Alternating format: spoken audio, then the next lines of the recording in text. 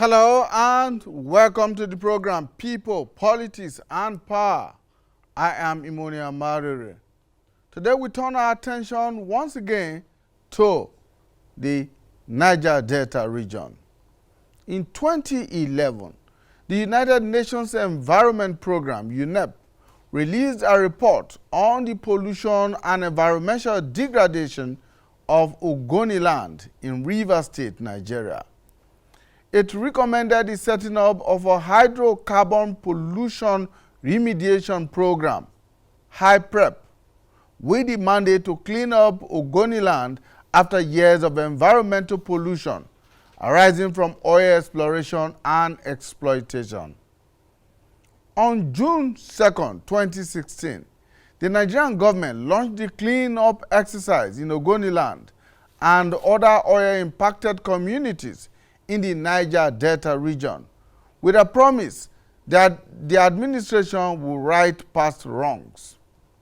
President Muhammadu Buhari, represented by Vice President Yemi Osinbajo, promised to bring justice and succor to the people, noting that while oil has given a boost to the Nigerian economy, the ecosystem of the Niger Delta has been severely damaged, as fishing and agriculture have been badly affected.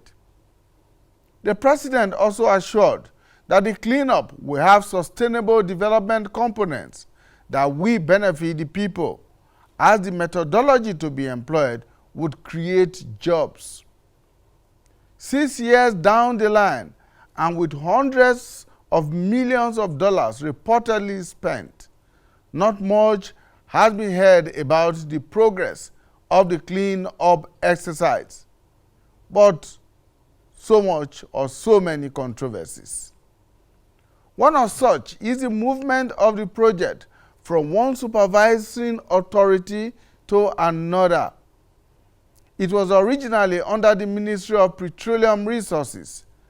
Then it was moved to the Ministry of Environment, and now to the Ministry of Niger Delta Affairs.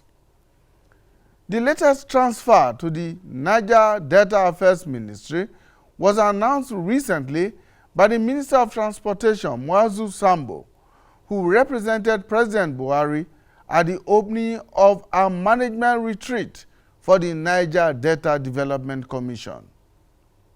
The president, while acknowledging the slow pace of work on the Ogoni cleanup exercise, ordered two things. One, the audit of Hyprep from inception, and two, a monthly report on the cleanup exercise. Since then, stakeholders and environmental experts have been wondering whether the supervision has any bearing on the expected outcomes. If after 6 years, only a couple of polluted sites have so far been cleaned up. What are the implications of the frequent changes of baton to the remediation process and the people's well-being? Now join us as we take an in-depth look at the situation in Ogoni land and indeed in the Niger Delta region of Nigeria right after now.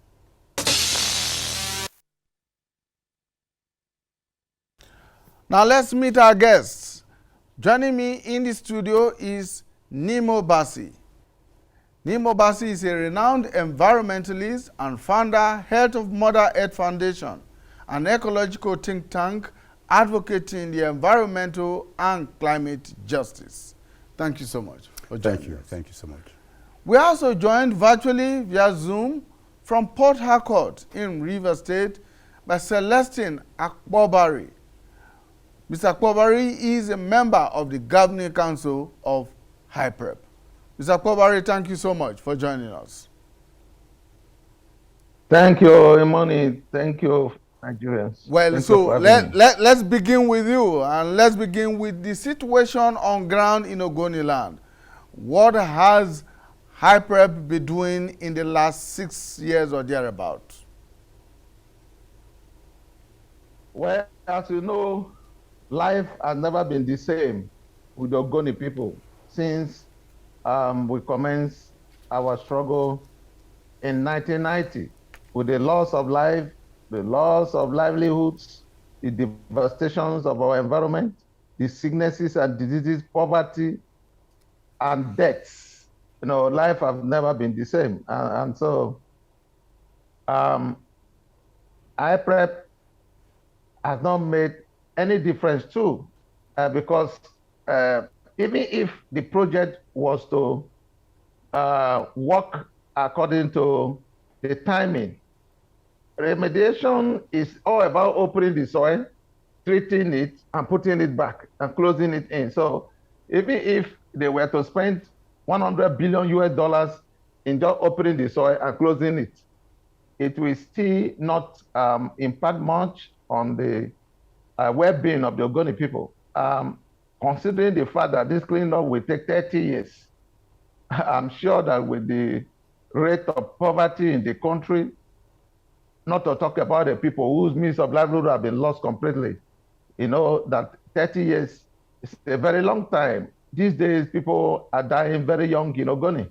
And I'm not saying that we will die, but most of the people you see are walking corpses. So Hyprep came in June 2016. By 2017, they set up the Project Coordination Office. And 2019, so they awarded the first 21 lots. It took them that long because the level of pollution in 2011 when the report was submitted is not the same level of pollution in 2019 when they were to kickstart. So there was need for other soil tests and all that other preliminary activities. In 2020, they awarded another 29 lots, making it 50. In March 2021, they awarded a $6 billion contract for the first water projects. Out of the 6 lots that were awarded, 5 are at reticulation level. They are still reticulating. Only 1 is supplying water. That is the one at Elesa, Eleme. Out of the 50 lots that have been awarded, not the complex sites anyway, they have cleaned out 21 lots have been certified clean by NOSDRA, but 46 have been closed out. Only 21 have been certified. So about 4 are yet to be completed out of the 50. I'm told that they will soon advertise work on the complex sites, and another 14 lots of water contract that we supply water, brand new water scheme to 34 communities with the BOPP now, Bureau of Public Procurement now. I think as soon as they give them a certificate, then FEC we award that one. That's how far Hyprep has gone. Okay, Mr. Kobaru, let's turn to Mr. Bassi here. What was the original mandate and expectation of the remediation process? Well, maybe should first of all, thanks to Celestina Kobaru for the response he gave to the first question, and then to say that the UNEP itself, first of all, recommended the setting of an agency, which was to be called Ogoni Environmental Restoration Agency or something like that. What we had now is Hyprep, which is much more broad-based. The mandate, of course, is to clean up and to remediate and to restore.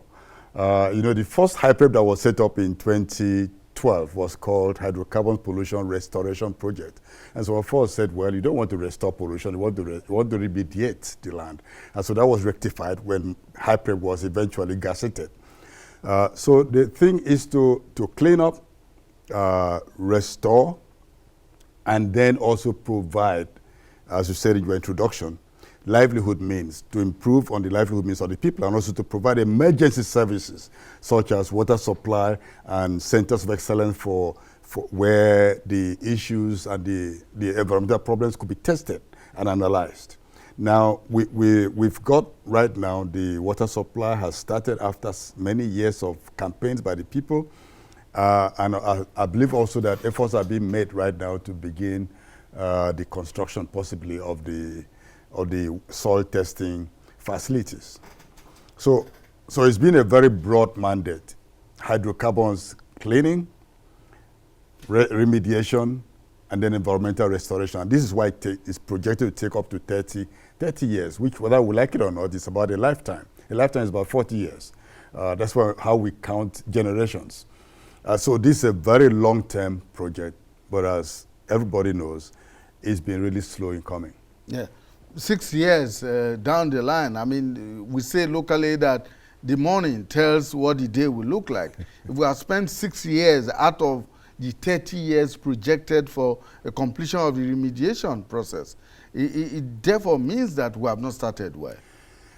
Well, you know, I always like to kind of place this in context. There is nowhere in the world where this level of pollution has occurred. I mean, Ogoni land at the Nigerian Delta is about one of the top 10 most polluted places on planet Earth. And we don't have experience about anywhere where this level of cleanup has been engaged in. They clean up in some places like when there was the Alaska, Exxon Valdez oil spill in 1989. We find it was just one ship that broke up. But we're talking about continuous oil pollution in so many locations across the Niger Delta and, of course, historically across Ogoni. So 6 years, 6 years is a long time, definitely. But it has been a learning process. But we're saying that enough time to learn. And I've argued before that, you know, cleanup process is like building the foundation for a skyscraper. Now, the foundation may take a long time before you start seeing the structure coming above the ground. Again, there's been enough time to set the foundation. So what we expect now, it's not necessarily that we've started badly or we're doing badly, but that from now going forward, real seriousness must be seen. The president himself seemed to have acknowledged the very slow pace of the entire process. What could be responsible for that? Well, as I said, it's a learning process, and I think the setting up a novel structure for cleanup of this nature requires a lot of learning, requires a lot of expertise, and probably Hyprep was smart to say we're starting with the simple sites. But even the simple sites are not so simple, because if you read the UNEP report, one of the things UNEP found was that there are some locations in Ogoni land where hydrocarbon pollution has gone as far as 5 meters into the ground. That is a lot. 5 meters is deep, almost like a story building, ground floor, first floor. But by the time the cleanup of those locations started, we find that the pollution has gone down to 10 meters and even maybe 15 meters. That is really scandalous. And so every single day of delay means compounding of the problem. Now, the process has been slow, yes. And I think one of the reasons why it's slow is the architecture of the setup, the structure itself, which has been rejected from time to time. And again, the fact that you may not readily find expertise locally to handle this problem. And the manner of approach of the government towards this is that you must have the local content level must be very high. And local contractors could have external experts or partners, but basically these are local corporations dealing with the job. And I think for us to make real speed and with the complex side to be embarked upon, we should look for the best expertise anywhere in the world, and if need be, readjust the regulations governing procurement processes, because this is not a normal situation. This type of normal situation is extreme pollution, is something that is killing people on a daily basis, and we cannot wait until we all learn the ropes and they handle the matter. Mr. Kobaro, when Hyprep was set up in 2016, government did promise that this was not just going to be limited to Ogoni. It was going to be remediation in many other communities in the Niger Delta where pollution had taken place. Now, we are still battling with only Ogoni 6 years on. What is happening to the other parts of the Niger Delta? Well, I think the federal government of Nigeria made a mistake in 2011 when they received the report on Ogoni. Maybe they thought that the Ogoni people were just making noise. There was no pollution anywhere. So when they saw the death sentence, I called that report a death sentence. When they saw it, I think the mistake was Mr. President Goodluck Jonathan then decided to lock it up in his cupboard. Otherwise, that was the point he would have told UNEP to go and conduct an assessment of the remaining Niger Delta states everywhere there is pollution. But he decided to lock it up, and before President Buhari came on to kickstart this thing, like Reverend Nimo said, our land is permeable. Our land is permeable. So these are sip further down. I think that so going forward, the ministers supervising Hyprep, which is the Minister for Environment at the moment, must have the political will to do this. A situation where we have had 6 ministers for environment supervising this project is not helping matters at all. You still have a Fashola in one office, but you have an Amina Mohammed, you have Jibril Ibrahim, you have Suleiman, you have had Mahmoud, you have had Sharon, and now you have Abdullahi. 6 ministers. As one takes over, they decide to roll back the project of their predecessor. And that's not helping matters at all. So I think they say whenever a man wakes up, he starts his day.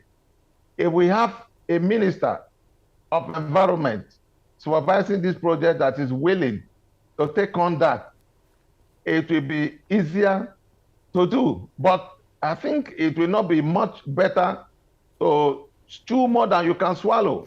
Like Reverend Nimo said, this has never been done before. We are just beginning. In fact, to set up the project coordination office, because I've always been around the project, it was like, should we get a porter cabin? Should we get containers for them to stay? Because the project coordinator is supposed to be in the field. But we have a situation now where you have a very big office where people, over 100 persons are working. But that was not the idea before. So as the day unfolds, you keep having new things. The Center for Excellence that Reverend Nimo talked about, the former project coordinator has consigned it to one small department in Polytechnic Bori. But when Mahmoud came in, we brought back that idea that after this whole jamboree of cleaning up or not cleaning up, the only thing that will remain in Ogoni land will be the Center for Excellence. So it will be better to have that.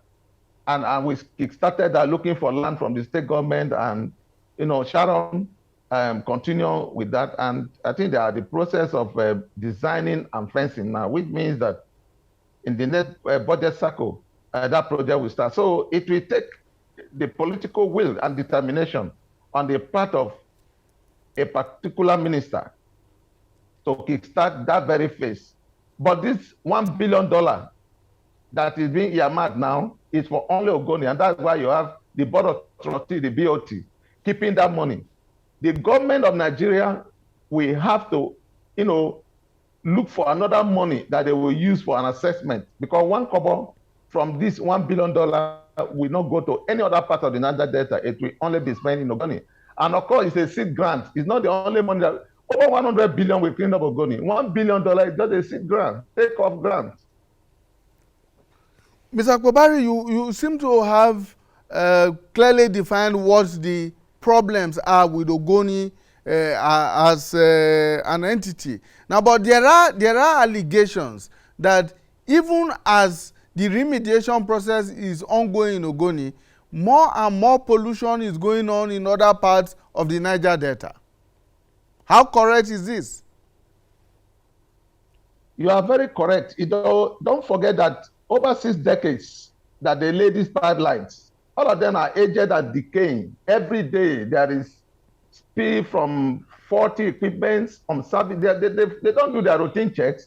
These guys are just here to steal our crude oil and talk about profit and profit and profit. Just last week, Shell made over 11-point-something billion in the second quarter. Where did they get the money from?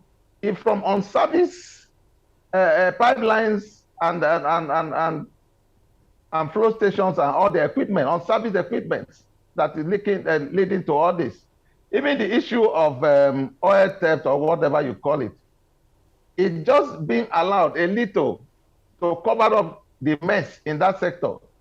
If the government of Nigeria, the oil companies want to stop oil theft, within 24 hours they will stop it. But because the oil companies and top government functionaries are stealing this crude oil, over 90% of crude oil produced are stolen. So they allow that little one to come out of, they are stealing our crude. They are stealing that, so they allow it. It's just something they just allow to cover up the mess. But definitely pollution is going up every day because of faulty and aged equipment. So how extensive is this continuous pollution in the Niger Delta region, and even beyond the Niger Delta region, in other places where oil exploration and exploitation is ongoing? Well, we have very extensive ongoing pollution. At any point in time, there's a fresh pollution ongoing. And it's not just the oil spill, it's also the way oil companies dispose of their waste. Like produced water, when oil comes out of the ground, gets to the flow station, you separate the wastewater from the gas and the gas from the crude oil. So the crude oil is piped to the export terminal or wherever it's going to the refineries, while the gas is flared. Now, what happens to the polluted produced water? Is on places like Brass area, you find oil companies who have built a canal that just carries the toxic, poisonous water straight into the river. And it goes over a long distance, continuous and deliberate pollution of fresh water systems. And so when you find things like that, you know that in other parts of the Niger Delta, it's truly, truly horrendous. Even in the Ogoni land, no new oil has been extracted in the Ogoni land, but pipelines still pass through Ogoni land to get to the export terminal. And as we speak, there's an ongoing oil spill from reports we're receiving in the border area of Ogoni land. That is not, I mean, this is something that is not history, it's something that is at the present. In places like Karama in Bayelsa State, when people try to build fish ponds, they excavate the swamp, what they get is crude oil. Because after many years of oil spills, oil companies just turn the soil to try to hide the spill. But the spill stays there, it's not disappearing. And you have, if you can make a map of communities in Akwa Ibom, in Rivers, in Delta States, in Bayelsa, in Ondo State, you find so much going on. In Ondo State, we should remind ourselves, in May 2020, there was a well blowout, Roro 1. That well is still burning as we speak, and it's still spilling as we speak. And you can see it from the shoreline. 2.5 years after? I'm telling you, this was about roughly 2 years plus, yes. It's ongoing. And we just ignore it. But, because this is somebody's backyard, it's not in your own backyard, you can conveniently allow that kind of damage and loss to go on. So we have a lot to do in terms of tackling the pollution. We heard about the wellhead that blew up in Santa Barbara River at the end of last year. We've had new ones. There's a floating platform, a floating production and storage ship that went into flame, burst into flames and sank off the coast of Ondo State. We're having these incidents ongoing at every moment in time. And we need to have, let me use Akpobare's term, political will to tackle this problem. Especially now, when oil is becoming less and less critical to the energy needs of the world. If it weren't for the war of Russia and Ukraine, I tell you by now, there will be less emphasis about new oil or gas infrastructure, which Nigerian government thinks is going to bring in more investment in the sector, which African governments are saying, this is our time to make more money.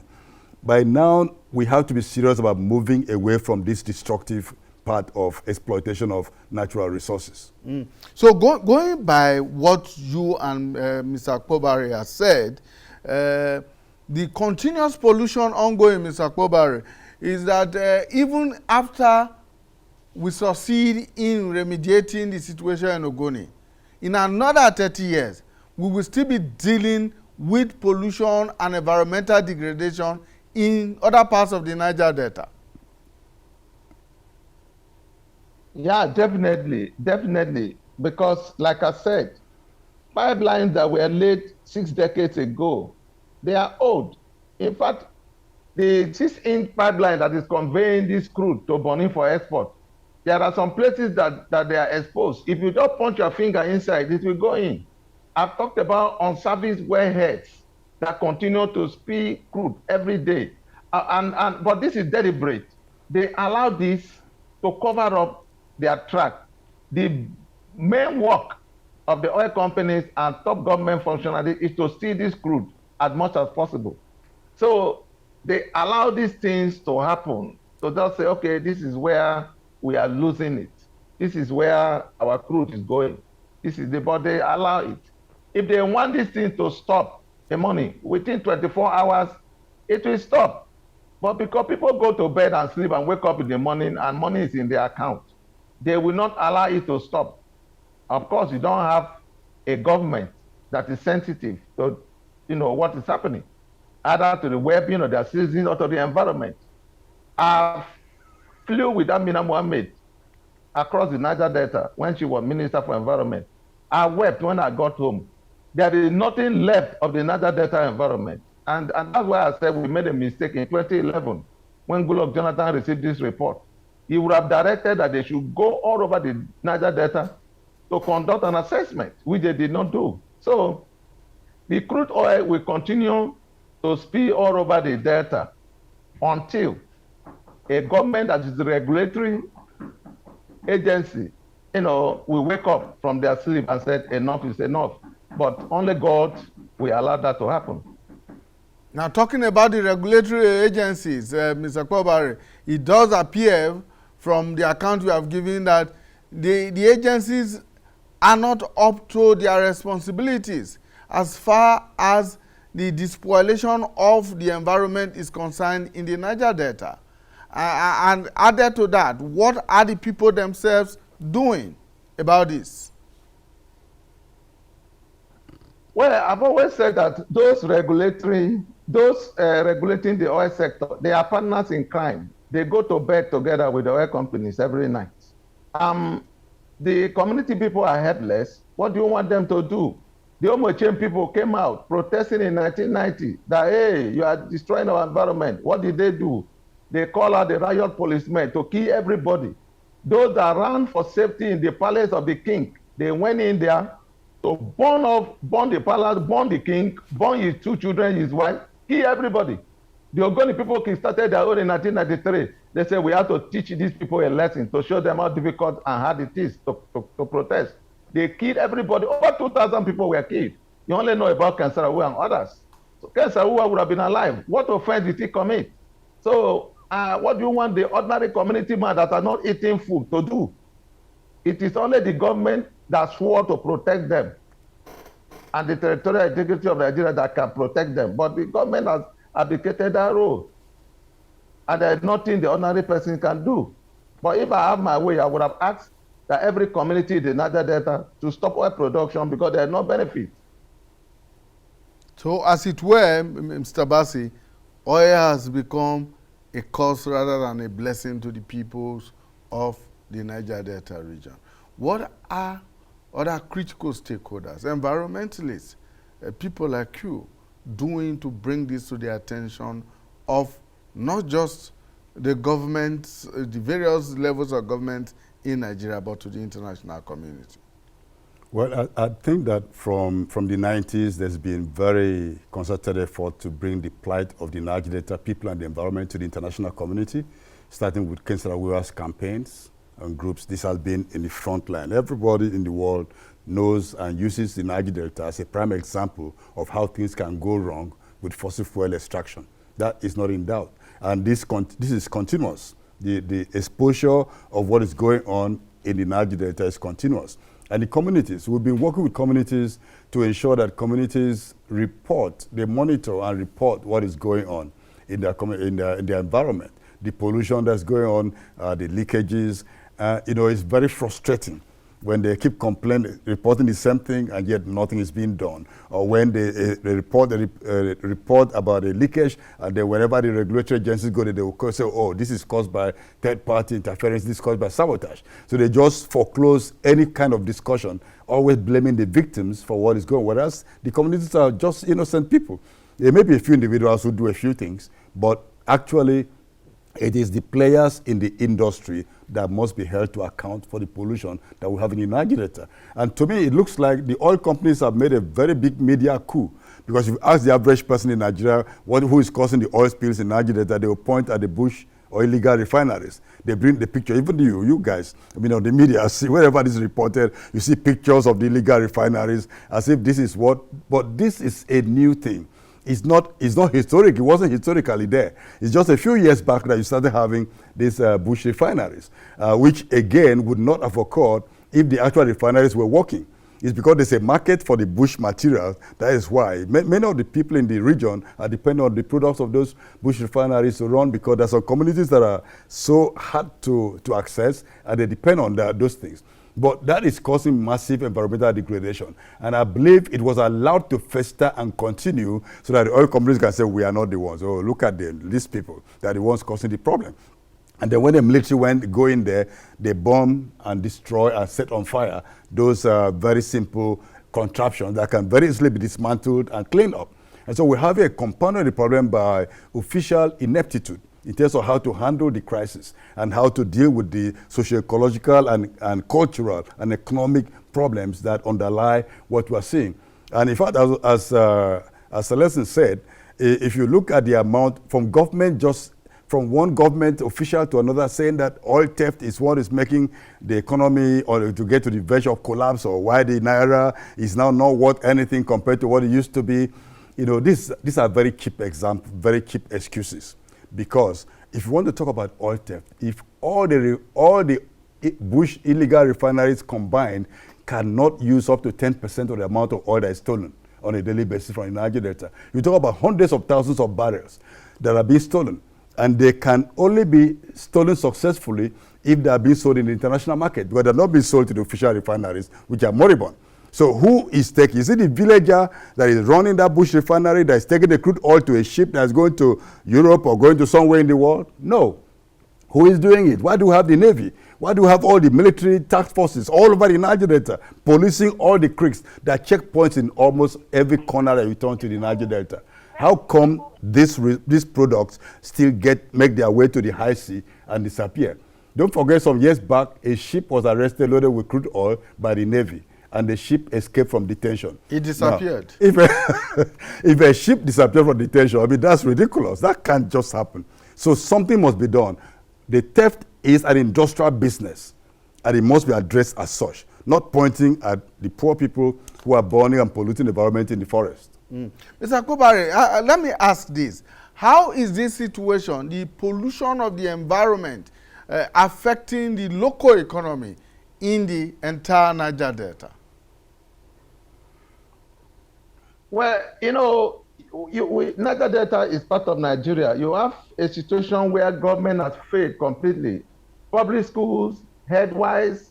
So it is the money from the livelihoods, from their fishing and farming, that they use in sending their kids to school or hospital, as it were.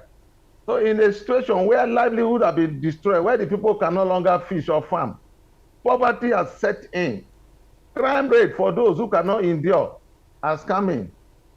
In Ogoni land, where I come from, the highest activity that happens is burial. Every weekend, there is a festival of burial. You know, some people are missing their way because there are too many ambulances flying about. Some miss their way to other places. It is when they open the corpse for filing pass that you say, this is not our corpse.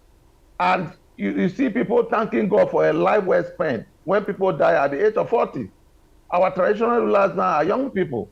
So these are all indices to tell you that all is not well with us. All is not well. A people that can no longer fish and farm, that's the only work the Niger Delta people do. So that has gone. If you see 1 meal per day, you thank God. But some people go to bed empty every day. So that's the problem.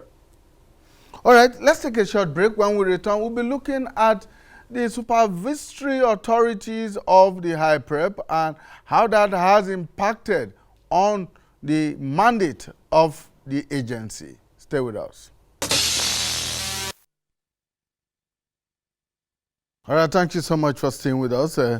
Mr. Bassi, there's been a lot of controversy over who supervises the Hyprep.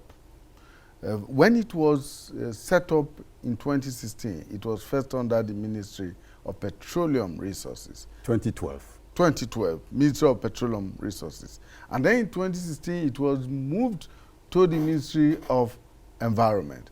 And now there's talk of moving it from Environment to the Ministry of Niger Delta Affairs. Now, what's the relationship between the Supervisory Authority and the mandate and task that Hyprep has? You know, it's unfortunate that this is happening, but at the onset, placing then Hyprep under the Ministry of Petroleum Resources was a big mistake, because the Ministry of Petroleum Resources is one of the key polluters.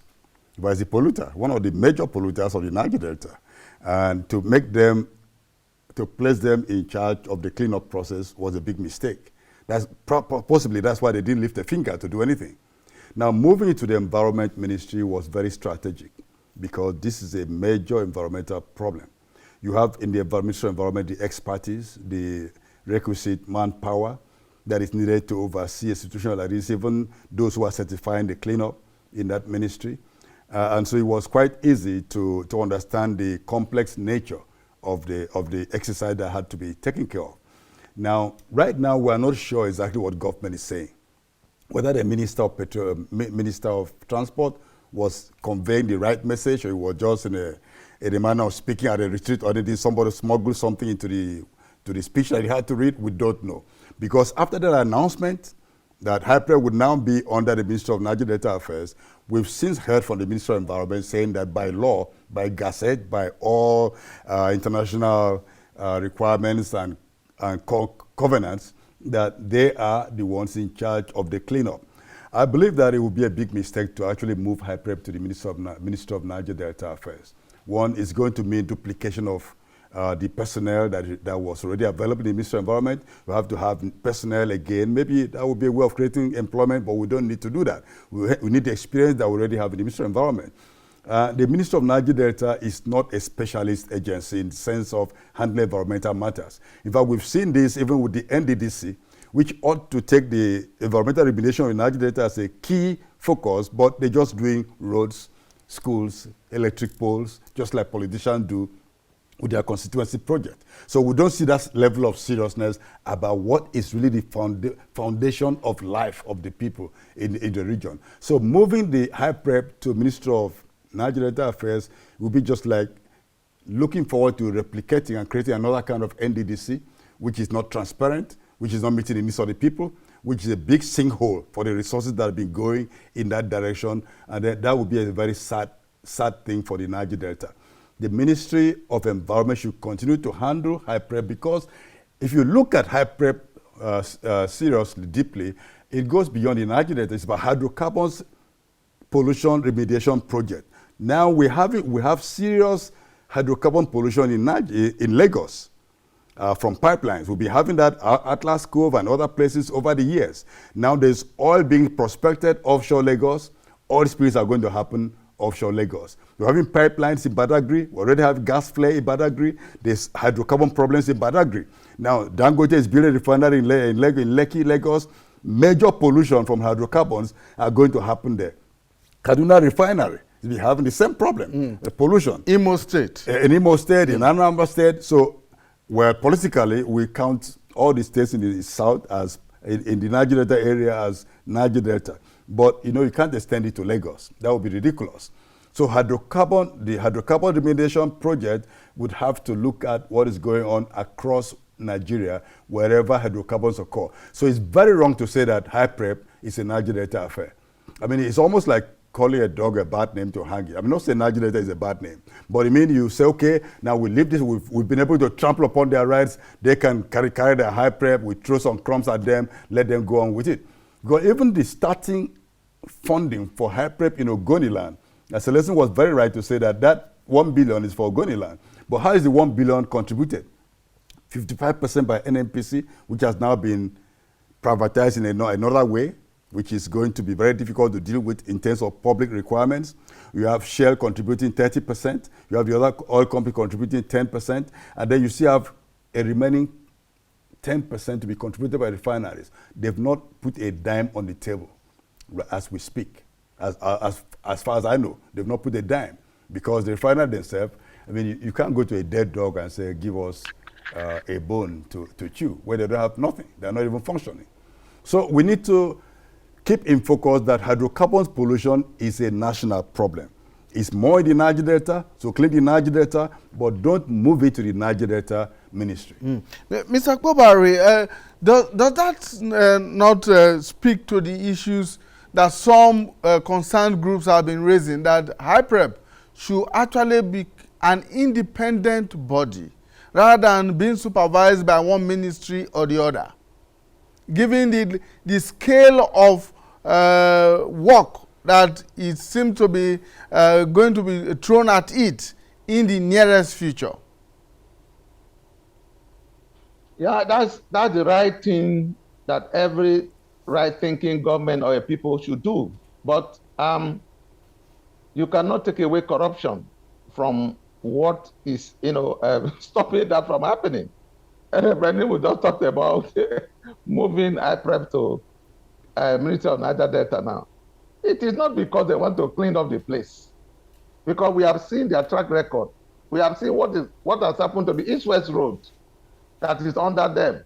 We have heard stories about how inefficient NDDC is, and they want to add up this. Professor Klodake said it is not for the generosity of the baker that we have bread.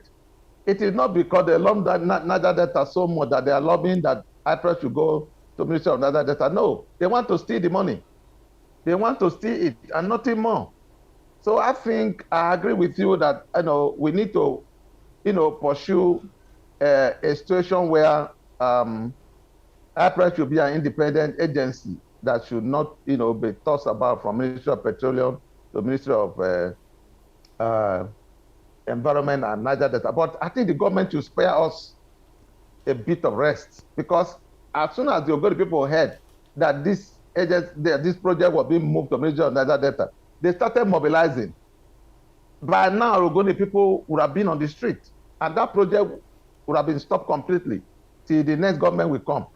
So the government should spare us this recklessness, please. They should allow us to rest a bit. And there is also this news that the president has ordered an audit of Hyprep from inception. And secondly, that there should be a monthly report of the activities of Hyprep sent to the presidency.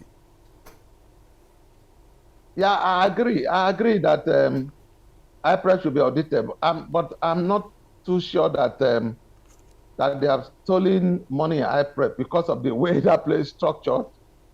But they should audit it. They should audit it. But from the way I'm a member of the governing council, Reverend Nimo will be a member of the BOT. The way it is structured, the project coordination will bring in what they want. The governing council will approve. They will pass it on to the board of trustees to release the money. And so money are spent according to items on the budget. And this is supervised by UNEP. UNEP has an office in Hyprep. If you look at the back of the UNEP report, there is a budget on how this money should be spent. I think they are following on that, unless the profits that have been made on some of the investments, if it is that one that they have spent and we find out that they spent that, I think they will have to vomit it. All right, Mr. Bassi, this whole question about corruption in Hyprep, some concerned groups within the Niger Delta, particularly in Ogoni, are saying that as much as $366 million have been released in the last 6 years. And they seem to suggest that a chunk of that amount has not been pumped into the project. Well, people sometimes are mistaken about how money moves and how spending money is not as easy as some people think. You could have a lot of money if you don't have the capacity to spend the money, if you don't want to waste it, of course, then of course it's not going to be so quick. Now, while I was in the BOT, I cannot actually speak authoritatively on what is going on now, but I think, I believe that things must be going on fairly okay. this, of course, some money was paid by the polluters, which is kept in the account. But having the money in account, the money that is yielding interest, significant interest in millions of dollars, it doesn't mean that the money has gone to the project coordination office or that it's going to the contractors on the site. No. So we have, I'm sure there's a backlog money in the bank, and it's only released to the contractors when the contracts are awarded and the work done is being evaluated and valued. Some of the claims that that amount of money had been spent already cannot be true. So let's look forward now. Let's look ahead of, say, in the next 6 years of Hyprep. What are your projections? What do you expect? What are the kind of outcomes you want to see? Well, I'm hoping that, first of all, the distraction caused by the purported move of the agency to Ministry of Nigeria will be halted, so that the agency can be stabilized and really bring out a master plan of what they want to do and see all the milestones laid out and made public. So I expect to see a Hyprep that tells the public in real time what they plan to do and what they are achieving. I expect to see Hyprep giving jobs out to really, truly competent contractors, whether they're local or international or partnerships, so that people can see what is being done. I expect to see Hyprep also conducting further studies in parts of Ogoni land that were not covered or they were not adequately covered by the UNEP report. Because UNEP report is a report, it should be a living report that is updated from time to time. And then, of course, we want to see a showcasing of livelihood support to the local people, to the women, the youths, more people trained. I know some people are undergoing training right now, and some more will be going, trained in various skills. We need to see a skillful group of people in Ogoni who can work anywhere else in the Niger Delta, helping the cleanup of other regions that are not being touched right now. So I expect to see a validation of the efforts being made as a real incubation of innovation and change.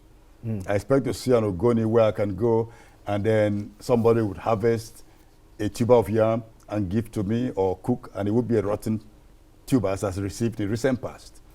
And then you can go to fishermen into a canoe and you can actually expect to catch at least one fish. Right now, it's a futile exercise to go into a canoe and paddle around and throw the net in many parts of Ogoni land.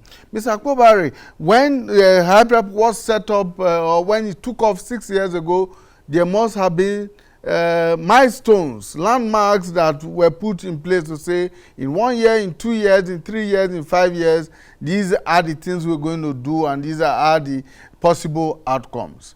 Now, the president says this has been a very slow process. So we're looking at the next 5 or 6 years. What are those expectations? What are those milestones that you think we will reach, we will get to in the next 6 years? Well, in the next 6 years, I expect a situation where the remaining 3 tranches of the money would have been paid. The refinery paid their own, and donor agencies come in, to put in more money. I expect to see a situation where the Hyprep will no longer be run by Gazette, but a law, so that, they can have a life of their own. I expect also to see a situation where all these other non-complex sites will have been completed, and we'll be talking about the complex sites. I went with Reverend Nimu to a community called Goe in Ogoni, and they uprooted yam right before us and pressed the yam, and crude oil was coming out. I expect to see that such a thing will not happen again. I used to follow my mother to the farm, and we will uproot 3 heads of cassava and we'll go home. Today, you can uproot 1 local government and you won't get 1 basin. I expect to see a situation where the land would have, come back to give rich harvest. I expect to see a situation where fishermen will go to the river and come back laughing and smiling. I expect to see Ogoni children back in school. I expect to see the livelihood aspect of this project taken to another level, where people will go to school. There are the $10 million set aside for them. They can send some people to school, some to go and learn skills, I expect to see the local woman in the community chill drinks and sell at the sites where they are working, boosting the local economy. I expect to see life back in Ogoni. I expect to see a reduction in burial every weekend. All right, let's hope that your expectations will be met. Well, the federal government says it has so far cleaned up about 10 polluted sites. I will expect that in the next 6 years, all the 46 sites or 50 sites that you talk about would have been cleaned up, and it will be moving on to other sectors of the Niger Delta to help clean up the entire region. Thank you so much, Mr. Celestine Akpobari is the member, Governing Council of Hyprep.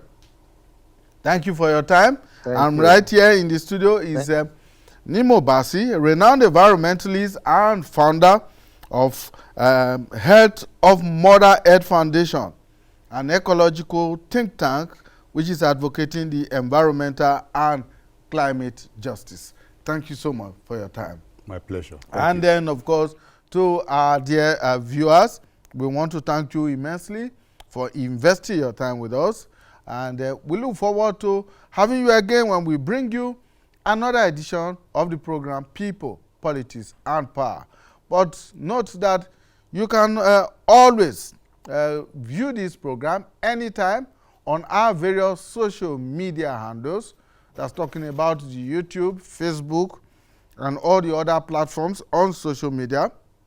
And of course, you can also reach me anytime on Twitter at Mark Amarere and on Instagram and all the other social media platforms if you want to seek any clarifications on any issues. Until then, bye for now.